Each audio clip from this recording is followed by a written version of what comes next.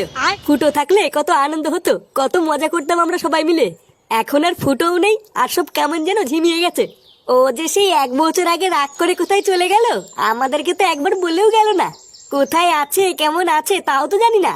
শোন, যেখানেই থাকুক না কেন, মালটা কিন্তু খুব মস্তিতেই আছে। নয়তো এতদিনে না ঠিক বাড়ি চলে আসতো। খারাপ তো আছে ওর বউ ছেলে আর মা বাবা। ওর বাবাটার জন্য তো আমার খুবই খারাপ লাগে। এই বয়সে ওর বাবা সংসার চালানোর জন্য কি কষ্টই না করছে। আচ্ছা পল্টু, আমরা তোর বন্ধু হয়ে ওর মা বাবার পাশে একটু দাঁড়াতে পারি, তাহলে তোর ফ্যামিলিতেও বেশি কষ্ট থাকবে না, আর ওর বাবাকেও এই বয়সে আর কাজ করতে হবে না।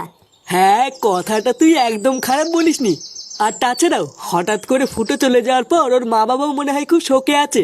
এখন এই সময় আমরা যদি ওর মা বাবার পাশে না দাঁড়াই তাহলে কে দাঁড়াবে?